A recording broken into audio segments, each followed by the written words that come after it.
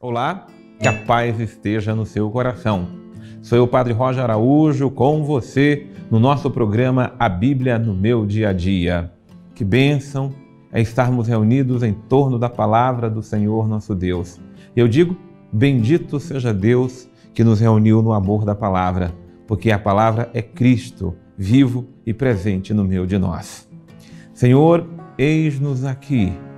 Nós somos teus servos, Senhor, e nos colocamos agora à tua disposição para sermos conduzidos pela tua palavra.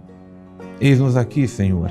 Forma o nosso coração, forma a nossa mente, forma todo o nosso ser, Senhor, para que sejamos teus servos e em tudo saibamos fazer a tua vontade. Ao teu nome, Senhor, o poder, a honra e a glória para sempre. Em nome do Pai, e do Filho, e do Espírito Santo. Amém.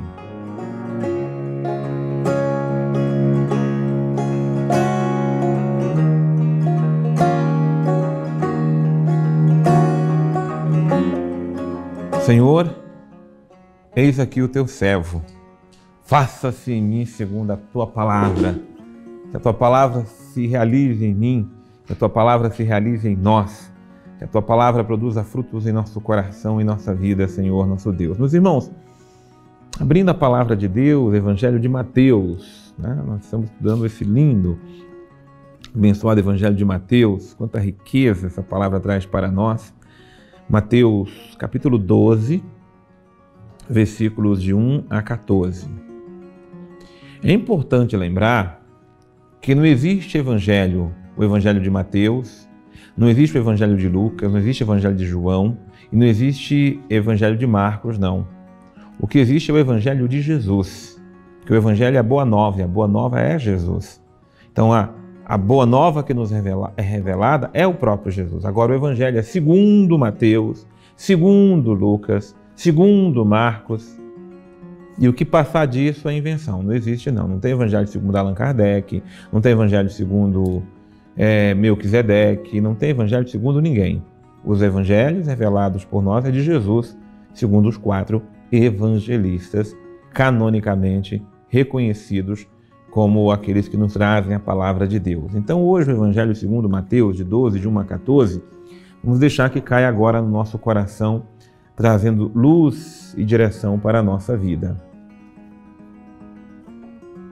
Naquele tempo, num dia de sábado, Jesus passou pelas plantações de trigo. Seus discípulos estavam com fome e começaram a arrancar espigas para comer. Vendo isso, os fariseus disseram-lhe: Olha, os seus discípulos fazem o que não é permitido fazer ao sábado.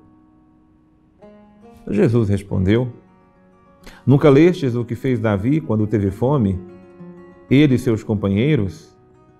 Entrou na casa de Deus e todos comeram os pães da oferenda, que nem ele, nem seus companheiros, mas só os sacerdotes podiam comer? Ou nunca lestes na lei que em dia de sábado os sacerdotes no templo violam o sábado sem serem culpados? Ora, eu vos digo, aqui está quem é maior do que o templo. Por favor, risque na sua Bíblia aí o versículo de número 6. Então aqui eu estou com o versículo 6, e esse versículo 6 é um princípio. Olha que princípio maravilhoso. Aqui está quem é maior do que o templo. Em miúdos, para o judeu, ou para os nossos irmãos judeus, ou para a cultura judaica, para a religião judaica, a religião, até a religião de Moisés, porque Moisés que recebeu, né, as leis divinas, para esse povo, o sábado e o templo é maior do que tudo. Então, o respeito para com o templo, e nem sempre era tão respeitado, mas a consideração para com o templo e para com o sábado, e também nem sempre era respeitado, né? Então, de acordo com que alguns tinham seus interesses, violavam, faziam o que lhes favorecia. Mas, em princípios e linhas gerais, é o templo e o sábado. Ora, estão aqui escandalizados porque dia de sábado Jesus está lá arrancando, sábado, dedicação ao templo, sábado é dia do não se fazer nada, honra do Senhor. Então a primeira afirmação é essa, a primeira coisa que tem que estar gravado no coração. Aqui está quem é maior que o templo. Em outras palavras, Jesus é maior do que qualquer lei, porque ele é o cumprimento da lei. Então a gente tem as leis divinas não são para ser ignoradas, mas elas estão para serem cumpridas na pessoa de Jesus. Maior do que qualquer lei que possamos conhecer é o Mestre Jesus. Este é o primeiro princípio que está para nós no versículo 6. Se compreenderes o que significa misericórdia, eu quero, não sacrifício, não condenareis os inocentes. E aí aqui é um outro princípio maravilhoso. Versículo 7, que bênção. O que diz o versículo 7? Compreendam o significado, compreendam o que Deus nos ensina. Deus quer a misericórdia e não sacrifícios. Entenda que sacrifícios é porque os religiosos de ontem, muitos religiosos de hoje, acham que basta aquilo que nós oferecemos, vamos ao templo, né? Você sacrifica o seu tempo para ir e tal. Então, eu já cumpri meu preceito. A pessoa acha que está justificada. Lá atrás, ia o templo oferecer o sacrifício de animais, o boi, o cabrito, a ovelha, o novilho, mas o cordeiro, enfim, geralmente eram sacrifícios de animais. E porque você cultivava o animal, você criava aquele animal e depois ia sacrificar para Deus, pronto, eu estou justificado. Não é esses sacrifícios humanos ou que a gente fica sacrificando a vida que Deus quer. Entenda, compreenda, o que eu quero é a misericórdia. Poderia ficar aqui estendendo uma pregação só sobre o que é misericórdia, mas primeiro compreenda isto. Tá? Então o princípio eterno para nós hoje, o segundo é esse. Misericórdia é o que eu quero e não sacrifícios. Tá? E aí o outro versículo, o outro princípio é o número 8. Olha que beleza, versículo 8, né? 6, 7, 8, hein? Aqui já dá uma mesa farta da palavra, né? Aqui já dá pra gente... Com efeito, o Filho do Homem é Senhor do sábado. Ou seja, Jesus é Senhor do sábado. Se o sábado é tudo, aqui está quem é mais do que o sábado. O sábado é Jesus. Preciso dizer isso porque talvez você diga, mas o sábado é só um dia da semana. Ora, na cultura judaica, na religião judaica, na revelação primeira ou a revelação antiga, mais do que antiga, porque parece que antiga é uma coisa que é velha. Não, nós chamamos de revelação primeira. A primeira revelação que Deus trouxe, como Deus foi formando o seu povo, o sábado, de fato, era o dia sagrado. Mas ficou uma coisa tão obsoleta, houve um apego tão grande ao sábado que se esqueceram do Senhor do sábado. O sábado pelo sábado é só um dia da semana. O sacrifício pelo sacrifício é só um sacrifício. O templo pelo templo é só um templo. Porque se eu não levo em conta o Senhor do templo, do que adianta eu ir no templo? Se eu não levo em conta o Senhor do sacrifício, para que sacrifício? Se eu não levo em conta o Senhor do sábado, do domingo ou de qualquer dia da semana, para que vale nesse dia eu oferecê-lo a Deus? Tá? Então a gente não pode colocar aquilo que é a finalidade, colocar o meio na frente da finalidade. Os meios são meios de chegar, mas não é o fim. O fim é sempre Deus. Deus é o princípio e o fim de todas as coisas. Ele tem que ser a motivação daquilo que eu faço e deve ser aonde eu devo chegar. Então, até aquilo que eu faço porque eu quero alcançar uma graça. Não, a graça que eu tenho que alcançar é ter um coração que esteja em Deus. E tudo mais virá em acréscimo. Por isso que eu não me inquieto com aquilo que eu peço a Deus.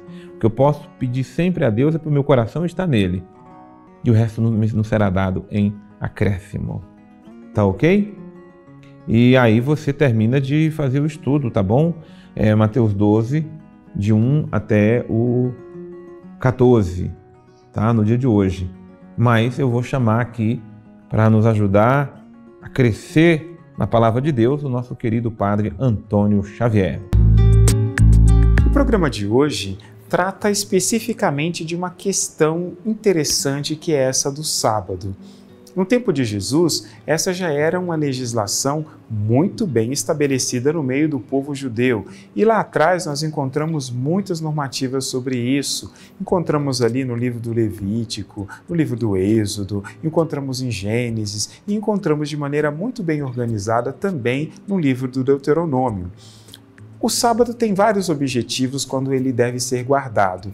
O primeiro é que nesse dia, então, se recorda que tudo é obra de Deus, que Ele criou tudo e que no sétimo dia, então, Ele descansou. Então, é o dia, propriamente, de se contemplar todas as coisas que existem e poder reconhecer que, no fundo, tudo é fruto da providência de Deus. E a providência de Deus aqui não quer dizer receber coisas ou fazer coisas. A providência de Deus quer dizer, é a forma como Deus administra de verdade toda a obra criada, como Ele realmente a fez. Outro detalhe importante na legislação do sábado é que era o dia do descanso.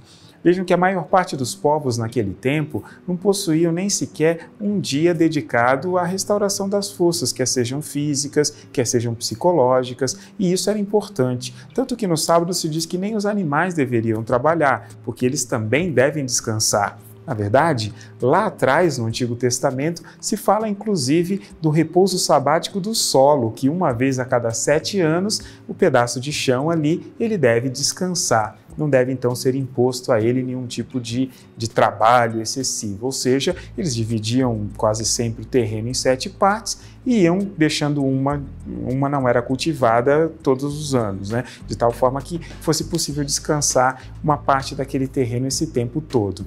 Mas, bem, o principal foco dessas leituras de hoje diz respeito ao fato de que ele também era um dia dedicado ao culto.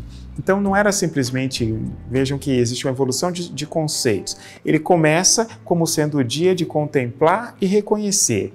Depois, então, naquele dia, passa-se a descansar. E depois esse descanso é acompanhado então da ação de graças. E é por isso que se encontravam todos os sábados nas sinagogas ou no templo. E aqui é o que Jesus está fazendo. Está na sinagoga, está ali de verdade realizando todas as coisas que ele veio para realizar. O problema é que os fariseus exageraram no contexto e entenderam que era muito mais importante descansar e não fazer nada do que especificamente fazer aquilo que era de Deus. E esse era o objetivo do sábado. A gente para de verdade a preocupação com aquilo que é nosso para nos preocuparmos com aquilo que é de Deus. Por isso o sábado era o dia dedicado à família, dedicado ao descanso, dedicado à oração, dedicado a cuidar das coisas mais simples. E isso esses fariseus, infelizmente, não entenderam. E para Jesus, claro, o sábado na sinagoga era a oportunidade de falar e a oportunidade também de realizar tantas outras curas. A gente precisa ter sempre bastante cuidado com isso, para não exagerar demais em um preceito, em uma determinada coisa, e esquecer que, no fundo, tudo isso deve concorrer para a caridade, para o amor a Deus e ao próximo, como Ele mesmo nos mandou fazer. Senhor, eis-me aqui. Eis-me aqui, Senhor, para ouvir Tua palavra, mas para cumprir Tua palavra, para colocar em prática a Tua palavra. Senhor Jesus, Tu és o Senhor do sábado, Tu és o Senhor do templo, Tu és o Senhor de todos os sacrifícios da vida humana. Senhor Jesus, é em Ti que está o nosso coração, porque Tu és maior do que tudo. Tu és mais importante que tudo. Tu és o tudo de Deus entre nós. Meu Mestre Jesus, meu Senhor Jesus, a Ti o meu louvor, minha ação de graças.